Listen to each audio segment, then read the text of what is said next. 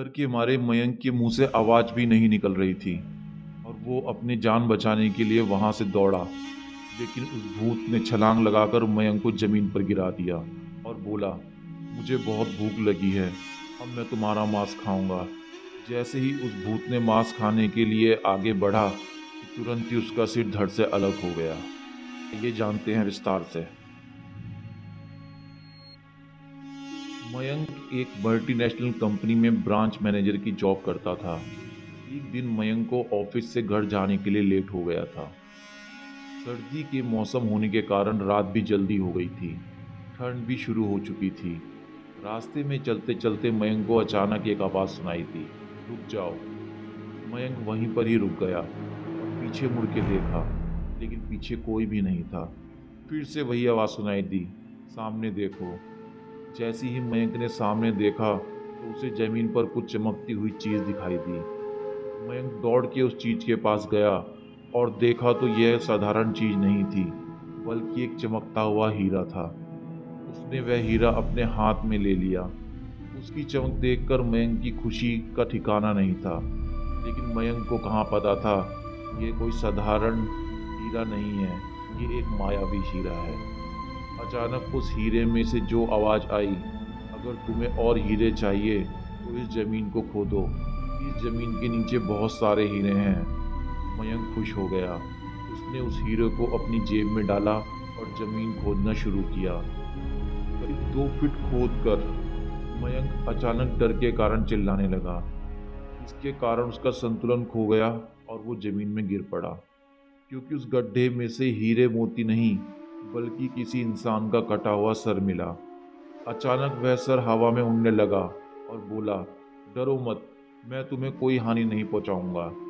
मैं तुम्हें बहुत सारे हीरे जेवरात दिलाऊंगा। बस मेरी बात ध्यान से सुनो। मैं जहाँ जाता हूँ वहाँ मेरे पीछे आओ। फिर वह सिर हवा में उड़ा और जंगल की ओर बढ़ने लगा। करीब 1 किलोमीटर चलने के बाद वह सिर रुक गया। मयंक भी रुक गया। फिर उस सिर ने मयंक से कहा, इस जमीन के भीतर बहुत सारे हीरे मोती जवाहरात हैं। इस जमीन पे खोदने का काम शुरू करो। मयंक खुश हो गया और उस जमीन को खोदना शुरू कर दिया। खोदते खोदते जमीन के नीचे हीरा मोती तो नहीं मिले, बल्कि उस सिर का कटा हुआ धड़ भी मिल गया। उस सिर ने कहा, अब तुम्हें एक आखिरी काम करना है, उसके बाद मैं तुम्हें मालामाल कर दूंगा। तुम्हें कहीं से भी एक लोटा खून लाना होगा। मयंक बोला, एक लोटा खून? पर मैं एक लोटा खून कहाँ से लाऊंगा?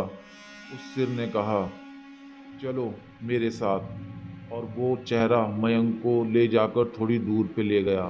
वहां उसे एक इंसान को जाते हुए देखा। वो सिर बोला, उस इंसान को मारकर उसका खून ले आओ। मयंक डर गया और बोला, नहीं नहीं, ये मुझसे नहीं होगा, मैं ये नहीं कर सकता। अगर तुमने ये काम नहीं किया तो मैं तुम्हें बहुत बड़ी मुसीबत में डाल दूंगा, फिर तुम्हारी पूरी जिंदगी नर्क बन जाएगी। मयंक ने हाथ जोड़कर उसे कहा, मुझे माफ कर दो। अगर मैंने उसे मारा तो मुझे पुलिस गिरफ्तार कर लेगी और मुझे जेल जाना पड़ेगा। उस सिर ने अपने तंत्र मंत्र की शक्ति से एक छुरी और लोटा प्रकट किया और गुस्से से बोला, अगर तुम मेरा ये काम नहीं करोगे तो मैं तुम्हारे परिवार को मौत के घाट उतार दूंगा। मयंक ने मजबूरी में आकर उस आदमी को मार डाला और उसका खून लेकर उसके सिर के पास गया। वो सिर खून को देखकर बहुत खुश हुआ और बोला, ये खून मेरे शरीर पे डाल दो। उस सिर के कहने पर मयंक ने खून को उसके शरीर पे डाल दिया। फिर कुछ ही देर में वो कटा हुआ सिर उस शरीर से जुड़ गया। यह सब देखकर मयंक की हालत अब बहुत खराब हो गई थी। वो उस भूत को देखकर काफी डर गया था। जैसे ही वो भूत जिंदा हुआ तो जोर जोर से हंसने लगा और डरावनी आवाज में बोला, तुमने बहुत बड़ी गलती कर दी, तुमने मुझे फिर से जिंदा कर दिया। अब मैं सिर्फ तुम्हें ही नहीं, बल्कि इस पूरे शहर को मौत के घाट उतार दूंगा। डर के मारे मयंक के मुंह से आवाज भी नहीं निकल रही थी। वो अपने जान बचाने के लिए वहां से दौड़ा, लेकिन उस भूत ने छलांग लगाकर मयंक को जमीन पे गिरा दिया और बोला, मुझे बहुत भूख लगी है, अब मैं तुम्हारा मांस खाऊंगा। जैसे इस भूत ने मांस खाने के लिए मयंक की ओर बढ़ा, उसका सिर धड़ से अलग हो गया।